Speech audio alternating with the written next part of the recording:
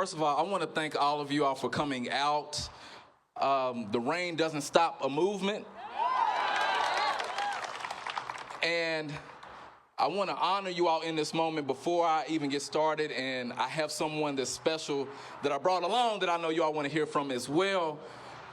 I want to start the right way. I need to tell all of you all that I love you.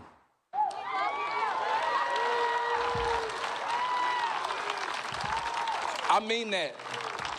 I mean it from the bottom of my heart. It is only by grace that I'm on my feet and I'm before you all. And it's because of your strength, your determination, your love, your sacrifice, your heart, your light that I have hope. And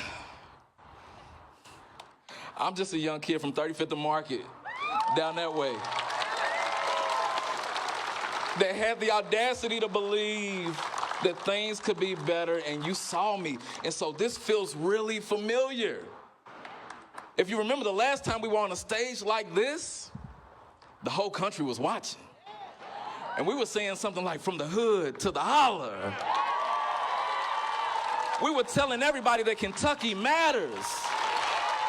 They never gave us a chance. They didn't think we could do something big in a place like Kentucky. They didn't think change was possible in a place like Kentucky. They don't believe in us, but we believe in us. So I got a little bit of nostalgia here standing on this stage. We were starting to tell a story, and I think we're not done telling that story, if you understand what I'm saying.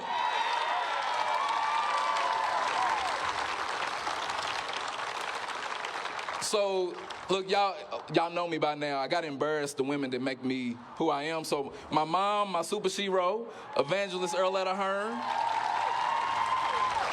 Y'all saw her dancing last time. We got more dancing to do. And my daughters, Kaylin and Preston, my bosses. Kaylin's sitting back there looking like Bernie Sanders, you know, when he was sitting on the with your arms crossed. This is dad. Look, I can do this, right? Dads can do this. And then the woman that allowed me to pursue my dreams. Look, I know I don't deserve you. You let me get on this stage and you get behind me. And I always get emotional when I talk about you because you mean that much to me. My wife, Tanisha, my partner, she doesn't talk as much as me, but she's the voice in the family.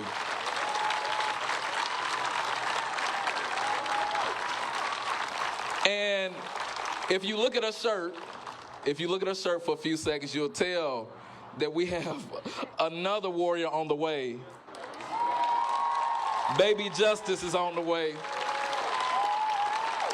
We decided to name our baby Justice out of dedication to y'all, because that's what we're still fighting for. And I wanted to make my commitment to my child, my children, that as long as I'm alive, I'm going to be fighting so that they can have humanity and justice and pursue their dreams. So we got work to do.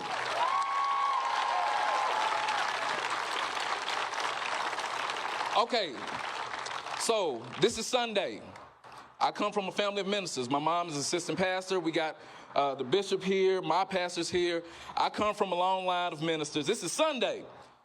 On Sunday, after church, we would all go over Grandma's house. Grandma's house was our rallying point. We would go there, we would love on one another, we would build community, we would get something to eat, of course. We would figure out what we needed to do, and sometimes if somebody was being disrespected, we'd figure out how we needed to handle it because family takes care of one another. We would go over Grandma's house to rally. My grandma's gone, and my granddad's gone, so I can't go over Grandma's house no more. But being here with y'all feels like being over Grandma's house again. This feels like Grandma's house to me. Because today is a perfect day for a rally. Today is a great day for a rally. Not because things are easy, not because everything's perfect, because I got a heavy heart right now. A lot of y'all, you may have seen my post over the weekend during Derby events. One of my former classmates lost her life Beautiful young lady, had children, had dreams. She lost her life to gun violence. And I've been trying to find the words to give you all a part of me that could be of any value to you. And I'm not standing here in a moment of celebration for how great things are. I'm standing here in a moment of celebration for the fact that we're ready for the work we have to do. We're ready to honor Kashmir, to honor Breonna Taylor, to honor Mr. McAtee, to honor Tyler, to honor every single person, every single one of us that has ever felt like our voices were not being heard, that our challenges were not being met. We're ready. And, y'all know a little bit about my story, but I like to frame it this way. I've lived the struggle that a lot of politicians talk about. Mitch McConnell does not care about. Rand Paul, he calls himself an eye doctor, he can't see. I have walked through a lot of the struggles that let me know that we don't face hard times because we're lazy. We don't face difficulty because we don't pray enough, because we don't work hard enough. There's a system at play that is determining who wins and who loses, and for the most part has determined that Kentucky should lose. It ain't right. And it doesn't have to be that way.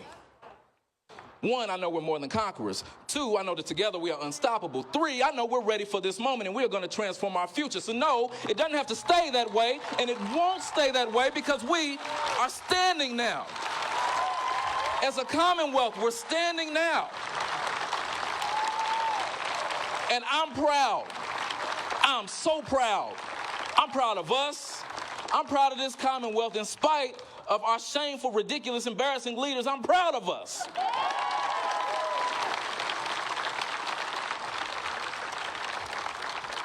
We're here today not to just rally for the sake of feeling good, but to get ready for the work that comes after we leave here. We are rallying here because we want everybody to have health care. Nobody should have to ration their insulin like I've had to do. We're rallying here because everybody should have a living wage. We know that $15 is the floor. Be serious. We want everybody to have money in their pocket to make decisions in their lives. We want everybody to have fresh, healthy food. We want everybody to have a roof over their head because housing is a right. We want everybody to surpass and pursue their dreams because we're fully and equitably funding public education. We want everybody to have a good paying job because we're standing for organized labor. We want everybody to have clean air and clean water because we know we not only need a Green New Deal, we need a Kentucky New Deal. We need to take our future back. That's why we're here. That's why we're rallying. That's why we need an agenda for working families. Because, folks, right now, and you all know this, in Washington we have 2 U.S. senators that do not care whether you live or die. And I know you know that. They don't care whether the bottom is falling out for you during this pandemic. They're going to block those stimulus checks you need. They don't care that unemployment was at a historic level in our Commonwealth. They're going to vote against extending benefits. They don't care that you need health care so that you can take care of your family. They're going to vote against expanding health care benefits. They're going to give tax cuts to their friends. They're going to kick you off the cliff. I can't stand it. I can't stand it. And that's why I decided, because what citizen leaders do, we take a stand when a stand needs to be made. When Breonna Taylor's door was busted down, all of our doors were busted down. So what do? We took a stand. And ever since then, every single day, we have had folks lifting their voices up in this city, in this Commonwealth, and across this country, demanding justice, not just for Breonna, but for all of us, because that's what we do. When the storms hit and the flood waters rise and our power gets cut out, we stand up for one another. We help folks get groceries. We send love and support. We were making thousands of calls to East Kentucky to take care of our family in the holler, because from the hood to the holler, we are all in this thing together. We have so much more in common than we do different, that if we stand together and lean into our common bonds, we can do anything. We can transform Kentucky. Of course we can. Of course we can. I believe so much. I believe it's in my belly. We here rallying for it. I'm so excited about what we can do together that I launched an exploratory for U.S. Senate. I believe in you so much. I believe in Kentucky so much that I'm going to give my all to you. And I said, I want to consider doing what people think is impossible. I want to tell a story about what we can do to change the narrative for our future, to make sure that poverty is not something that I have to tell baby Justice about, but it can be something she reads about because it's in the past. That we can do the work of grabbing racism, structural systemic racism, and pulling it up by the roots, because we know it's real. We know it undergirds this country. We're not going to look away and say racism doesn't exist. We're going to take it head on because we want to heal. We want justice. We want a better Kentucky. So we're going to do that deep work. So I'm thanking you in advance. I'm thanking you in advance. The DOJ is looking at the city of Louisville. My city, my home, all my family, my 70-plus cousins, all of us in this city saying that everybody should be treated like a human being, that we deserve the governments that we pay for, the agencies we pay for, to protect us and to be accountable to us and not kill us. And this is not something to be joyous about, because we're acknowledging structural ills that have gone on for too long. But it is something to be resolved about, because we know that the whole country realizes that things have to change here, and we're ready for it. And so as we celebrate and embrace what it means to rally together, to come together as family, to love on one another, lean on one another, hold one another accountable, let us leave from this place resolved, fired up, ready to go, ready to dig in, ready to lead at every level of government, ready to fight for change, so much so that if it means we got to run, we'll run. If it means we got to step in and get leadership out of the way that's not really leadership, we'll do that.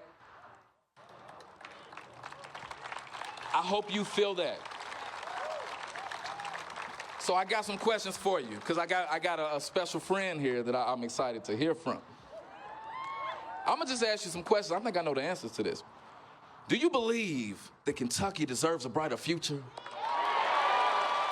Do you believe that justice should mean something and not just be a word? Do you believe that we can end poverty? Do you believe that we can come together from the hood to the holler and transform our future?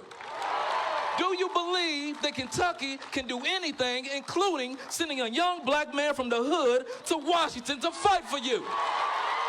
Do you believe that now is the time we got to stand together? Do you believe we need to do it now?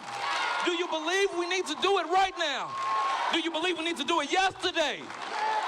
If you believe, I need you to do two things for me. Just two things right now. I need you to go to charlesbooker.org. That's my website. I need you all to go there to sign up to connect with me, support how you can, but let the country know that this is not a fluke. Let the country know this is not a joke. Let the country know that now is the time. Let the country know don't ignore Kentucky anymore. Let the country know that we're ready. And then the second thing I need you to do, is get ready for Bernie Sanders.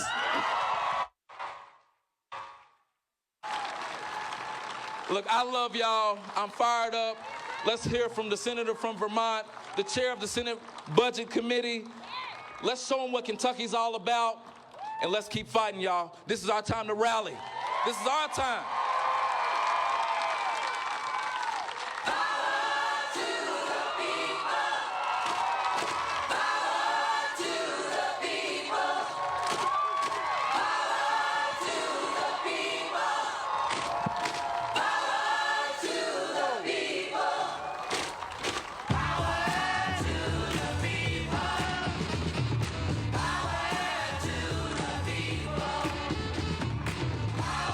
Louisville, thank you very much.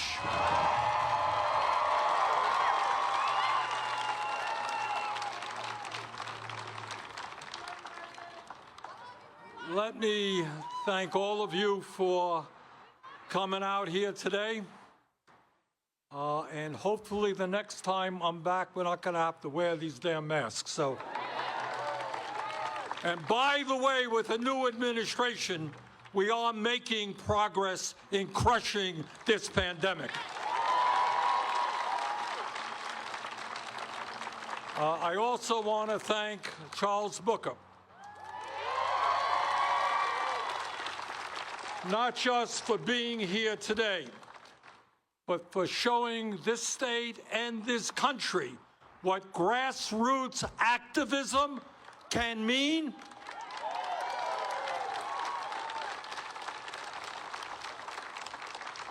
And despite being heavily outspent, Charles ran a campaign that the whole country looked at. And I have a feeling that the next time around, the results are going to be different.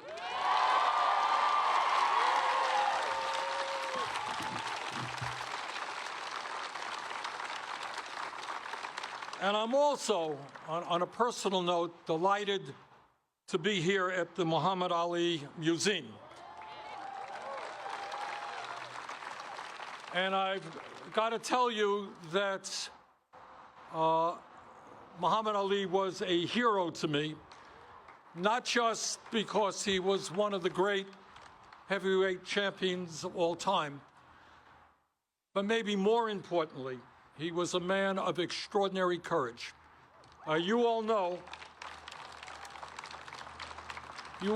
that he gave up 3 years and millions of dollars in his fighting career because he had the courage to say no, he wasn't going to fight in Vietnam.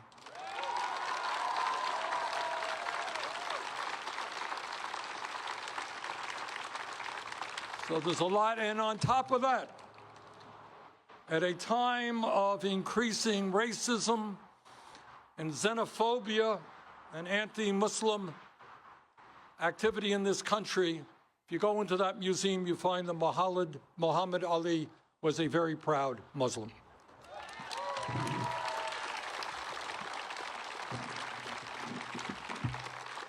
But the reason I am here today is not just to say hello to Charles or to remember the great Muhammad Ali.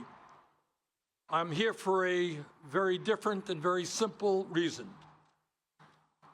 The senior senator from the state of Vermont, Mitch McConnell, is not just Kentucky's senator.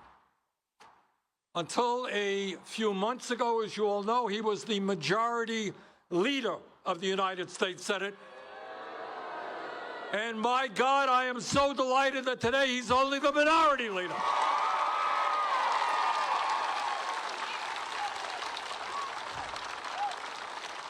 And by the way, we owe that to two great Senate candidates in Georgia. And what they did in Georgia, you could do in Kentucky.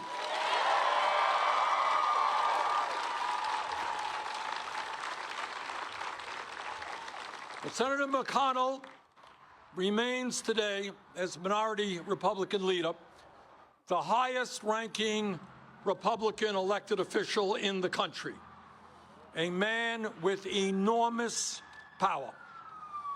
And what I want to do now, which I think as a nation we don't do enough, is to simply compare Senator McConnell's ideology, his Republican ideology, his votes, his actions, and his vision for America with the progressive vision for America. And our vision is that the government should represent all of the people, not just the 1%. Our vision believes that the foundations of government should rest on the pillars of justice, economic justice, racial justice, social justice, environmental justice. That's what we believe.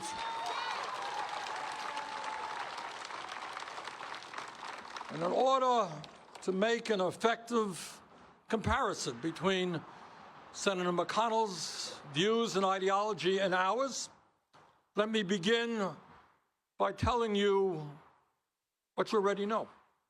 And that is that we are living today in an unprecedented moment in American history, a moment that our children and grandchildren will be reading about in their history books. We have, as a people, endured the worst public health crisis in more than 100 years. We have lost almost 600,000 fellow Americans in every state in this country, and many millions more have become ill as a result of the COVID virus. We have experienced during this period, this last year, the worst economic collapse since the Great Depression of the 1930s. We have seen during this last year millions of Americans marching in the streets to end systemic racism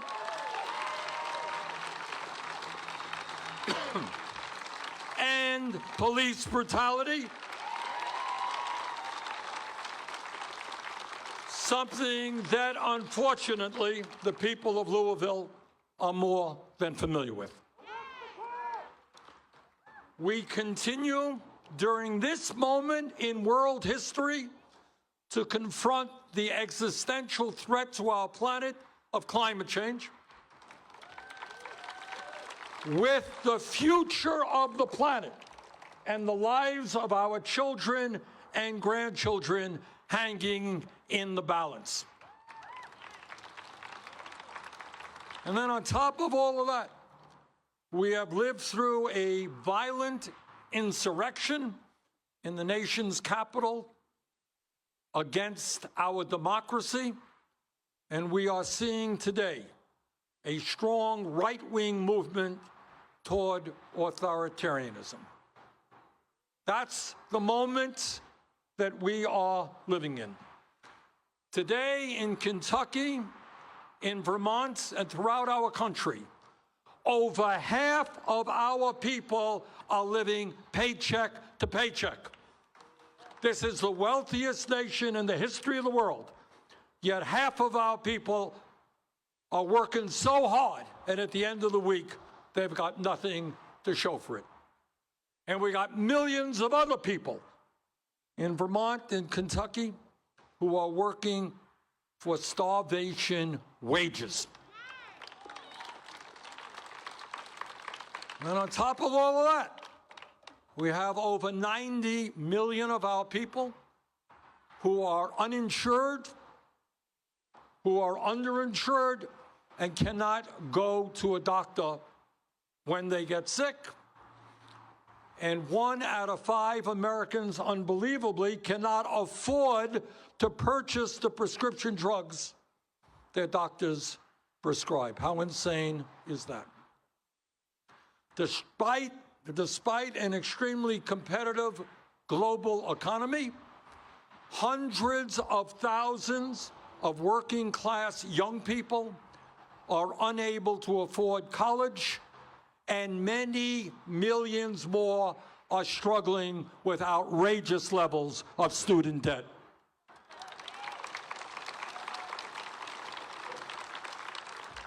In America today, as we speak, well over 500,000 of our fellow citizens are homeless, sleeping out on the streets.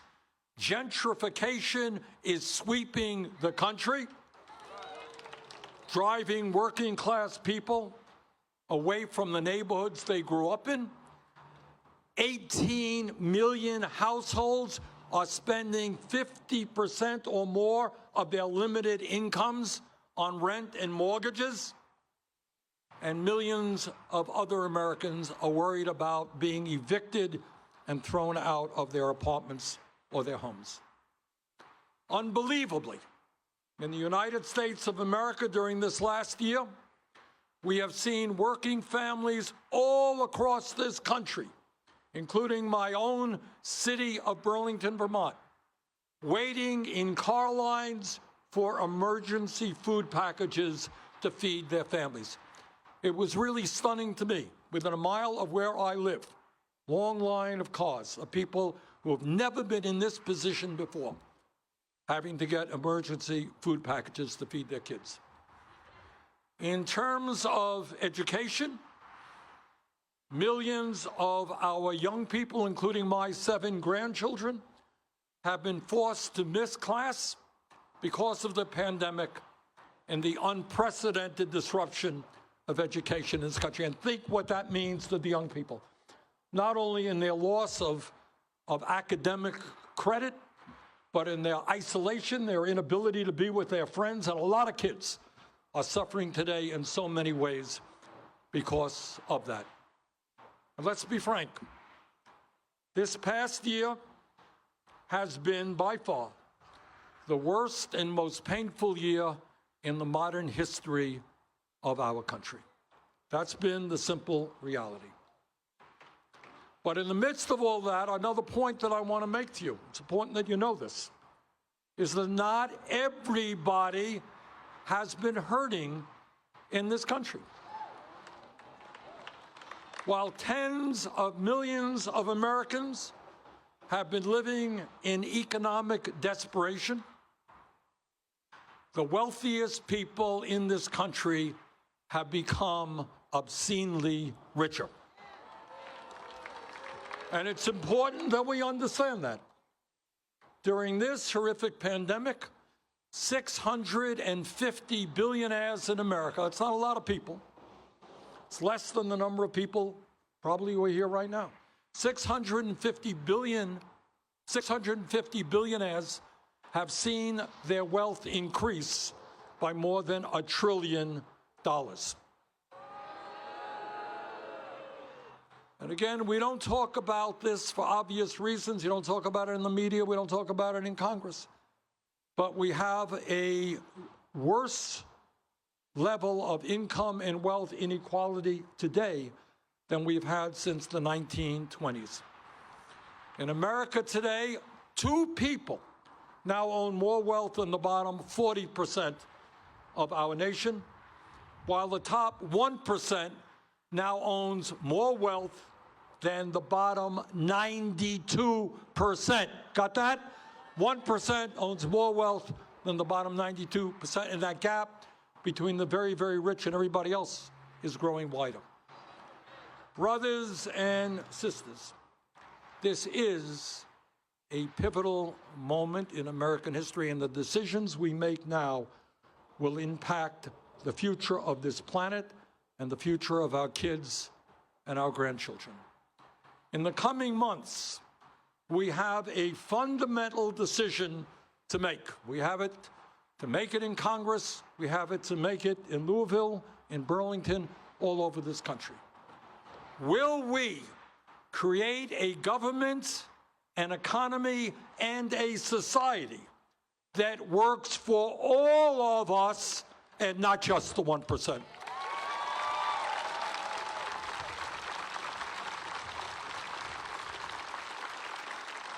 Or will we continue the drift toward oligarchy and authoritarianism, in which a small number of incredibly wealthy and powerful billionaires own and control a significant part of the economy and exert enormous influence over the political life of our country?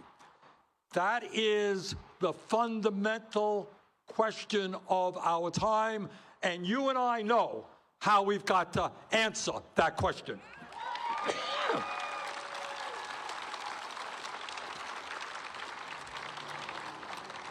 I'm here in Louisville today not just because Mitch McConnell is a Republican or the leader of the Republican Party in the Senate.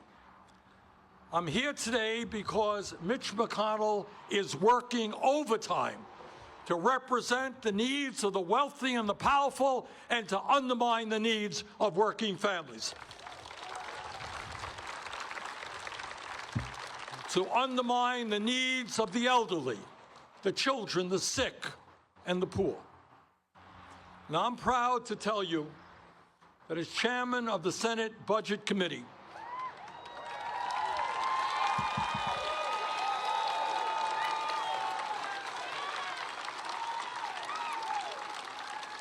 I worked hard with President Biden and the Democratic leadership to pass the American Rescue Plan.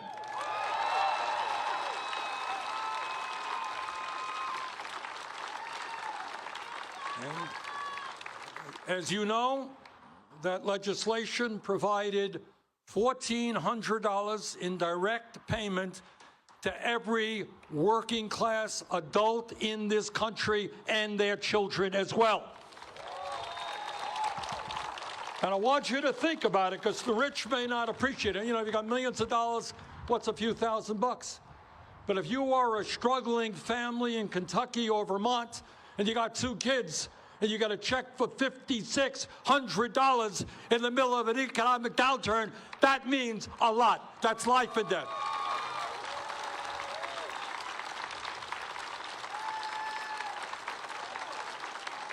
And I'll tell you what else we did. For too many years, we have ignored the plight of children in America. Every American should be embarrassed that we have the highest rate of childhood poverty of almost any major country on earth. Disgraceful. This legislation will cut childhood poverty in half in America.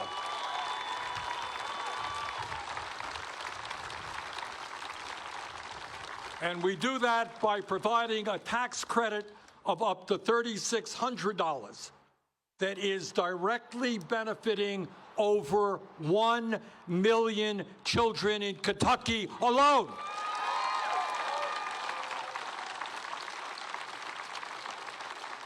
That legislation that we passed, the American Rescue Plan, is substantially reducing hunger in America. It is providing an extra $300 a week in unemployment benefits to more than 100,000 Kentuckians alone who have lost their jobs through no fault of their own. That legislation is preventing millions of families from being thrown out of their homes and onto the streets. And I am proud to tell you that the American Rescue Plan is preventing over 24,000 coal miners and Teamsters here in Kentucky from seeing their pensions slashed by up to 60%.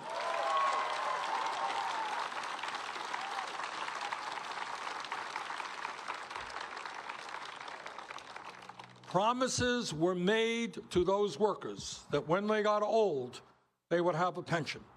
And years ago, Congress reneged, broke that promise. And I'm happy to tell you we have restored that promise to those workers.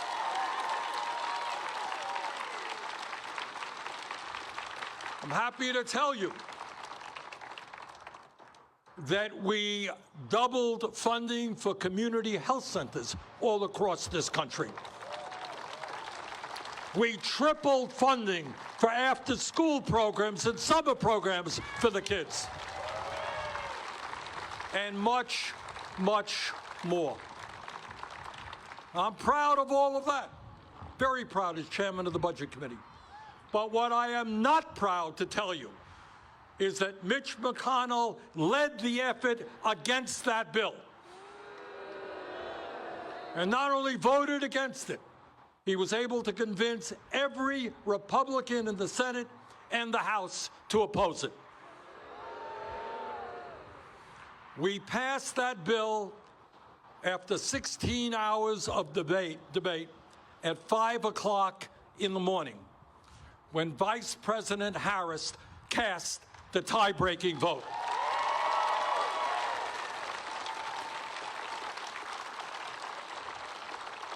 And I want the American people to remember, when they hear some Republicans touting this or that part of the American Rescue Plan, not one Republican voted for it. We did it alone.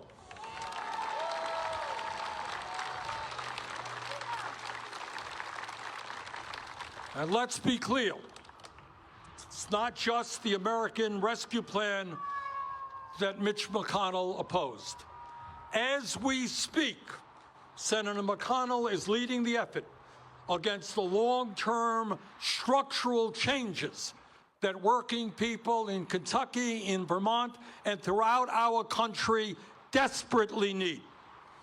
He is leading the effort against raising the minimum wage to $15 an hour. He is leading the effort against universal child care, paid family and medical leave,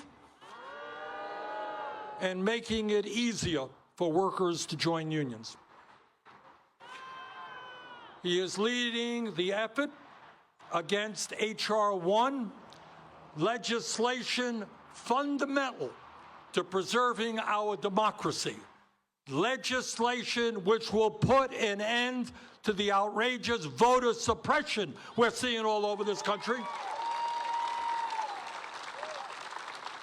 Legislation which will make it easier, not harder, for people to vote, and legislation which will finally get big money out of politics.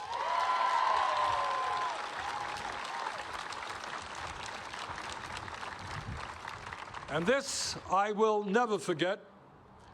On New Year's Eve, Mitch McConnell blocked legislation I was offering to provide working-class Americans with a $2,000 direct payment because he claimed it was socialism for the rich. And that's what he said. Of all people in the world to say that. Now, this is a senator who had no problem giving a $129 million tax refund to Amazon as a result of the 2017 tax bill that he championed. It's a man who had no problem giving the Charles Koch family, you know who the Koch brothers are? Well, Charles Koch family received that's a family worth $126 billion. It's a family that's a major contributor to the Republican Party. They got a $1.4 billion tax break.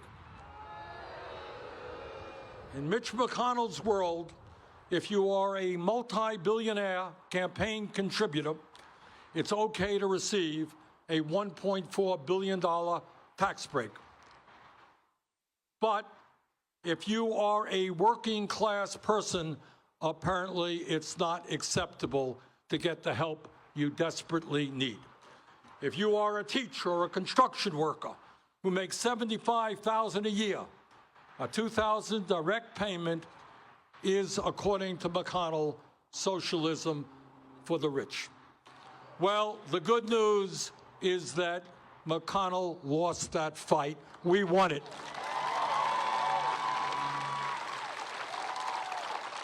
And the result of that is that household income in America is now surging, and we are moving to rebuild this shattered economy.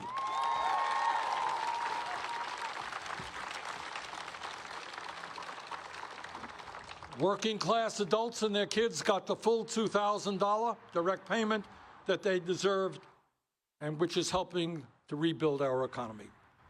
But when we look at Senator McConnell and his Republican ideology, it's not just what he is doing now, it's what he has done in the recent past. Under Trump, he led the effort to try and take away health care from up to 32 million Americans, and to substantially raise the premiums of older Americans by repealing the Affordable Care Act. Now, can you imagine? We are the only major country on earth not to guarantee health care to all.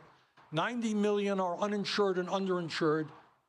And McConnell's solution to that crisis is to throw over 30 million people off the health care they have.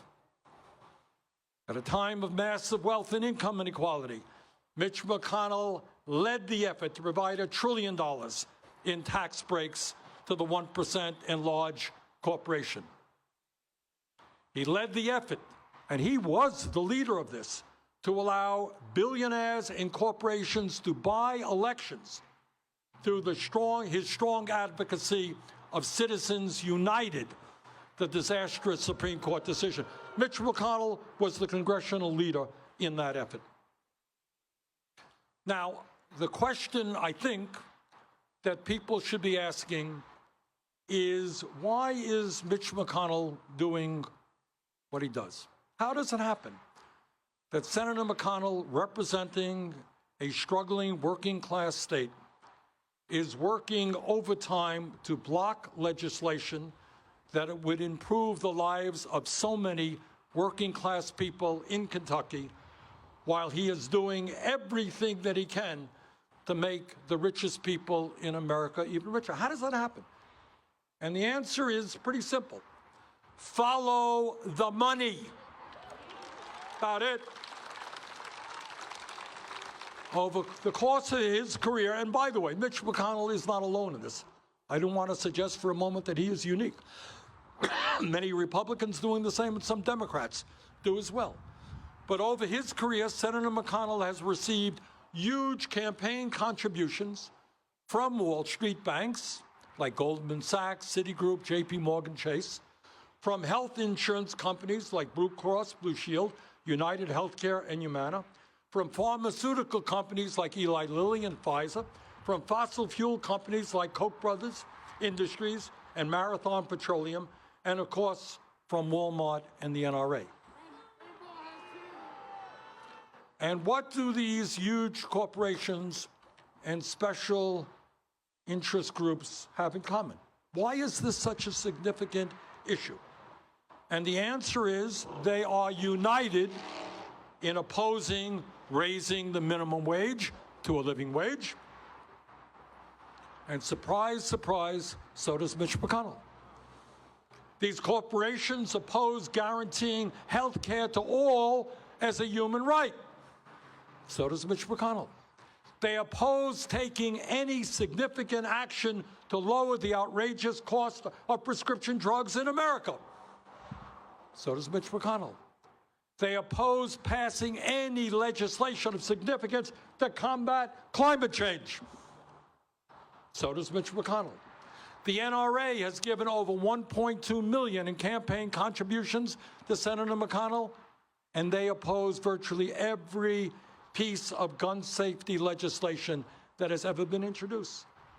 And what do Senator McConnell's campaign contributors support? They support huge tax breaks for the rich and large corporations. They support deregulating Wall Street, and they strongly supported the Wall Street bailout. They support cutting Social Security, Medicare, and Medicaid.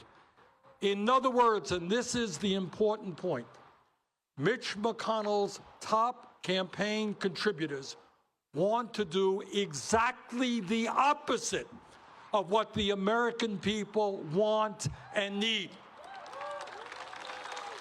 And so does Mitch McConnell.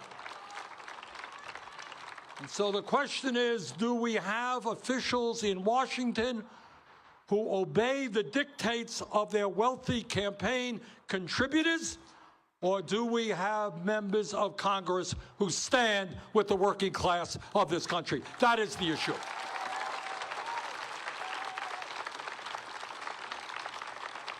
Well, it will not surprise any of you to know that I view the world a little bit differently than does Mitch McConnell. Just a little bit. I believe that it is time to restore faith in the American people's belief that government can work for them and not just the few. And what does that mean in concrete terms? It means that we must raise the minimum wage to a living wage of $15 an hour.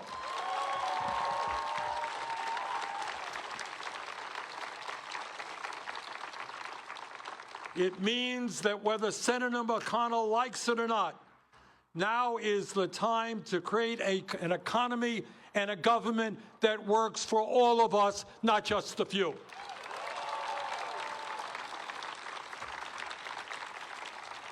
It means that we have got to understand that health care is a human right, not a privilege.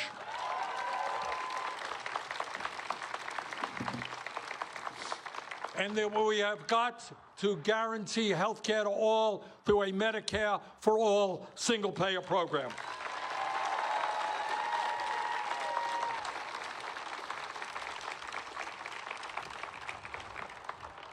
It means that we have got to provide at least 12 weeks of paid family and medical leave.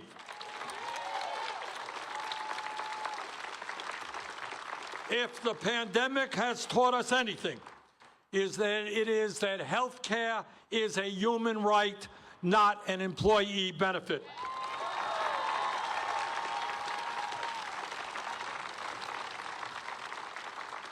It means taking on the greed of the pharmaceutical industry and substantially reducing the cost of prescription drugs.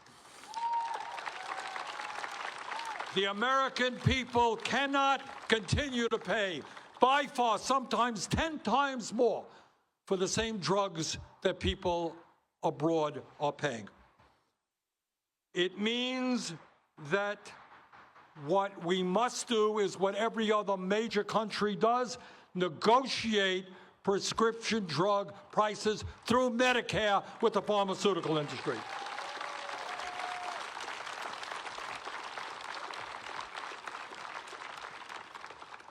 It means making public colleges, universities, trade schools, and HBCUs tuition-free and canceling student debt for working families.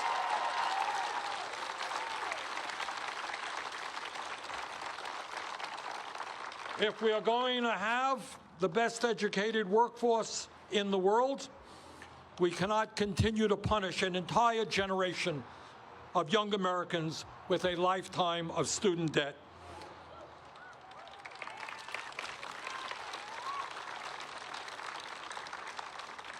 It means making pre-kindergarten, pre-K, and child care universal and available to every family in America.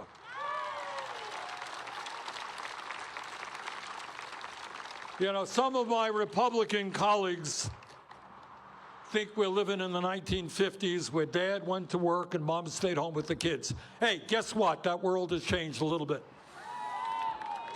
Mom is out working now because she wants to and because she has to. And we must guarantee that every mom and dad in this country knows that when they go to work, their kids have quality, affordable child care.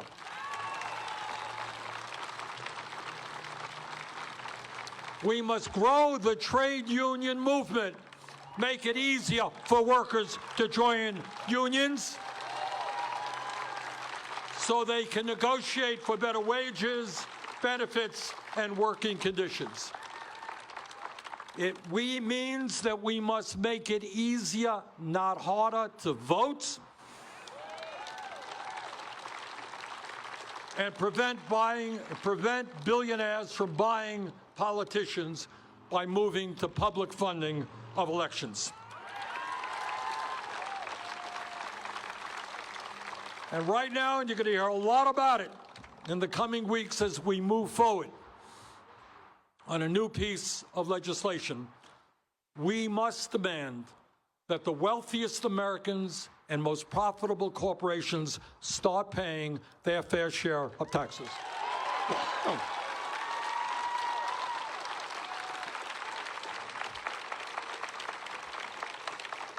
It is unacceptable that we continue to allow profitable corporations like Nike and Federal Express to make billions of dollars in profits and yet pay nothing in net federal income taxes over the past 3 years. Not acceptable.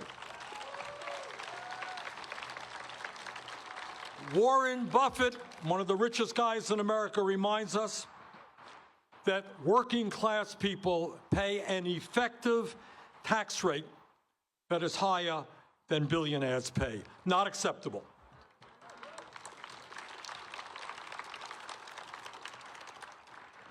It means passing legislation to create humane immigration reform and a path toward citizenship.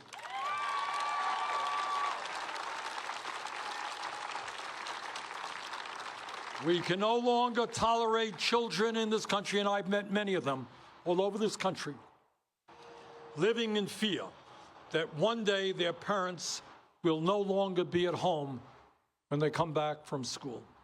It means ending systemic racism in America.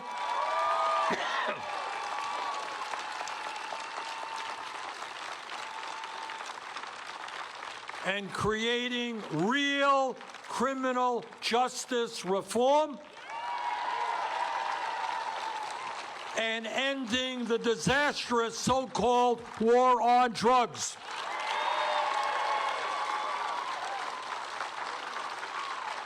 Yes, we must legalize marijuana in every state in this country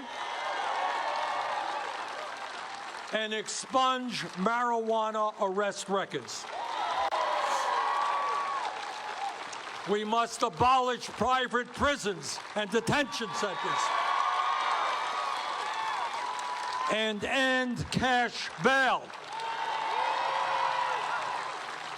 No more profiting off of locking people up and throwing them in jail. And that is some of what our progressive agenda is about. Much more, but that's some. And yes, if Republicans refuse to work with us, if Senator McConnell and Republicans in the Senate continue their strategy of obstructionism, it means passing a progressive agenda through the Senate with 51 votes instead of 60 by using budget reconciliation.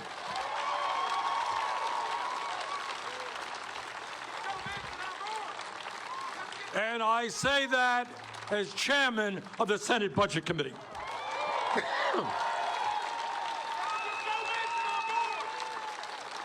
The American people are hurting. They want action. They want action now, and we've got to deliver for them. And when my Republican colleagues complain about our use of reconciliation, let me remind them of this. When Mitch McConnell was the majority leader, he used the reconciliation process to pass trillions of dollars in tax breaks, primarily for the top 1% and multinational corporations. He used reconciliation to drill for oil in the Arctic National Wildlife Refuge. Further, he was able to confirm 3 right-wing Supreme Court justices over a very short period of time by a simple majority vote. In my view, if Senator McConnell could use the reconciliation process to give tax breaks to billionaires, we can use that same process to stand up for the working families of this country.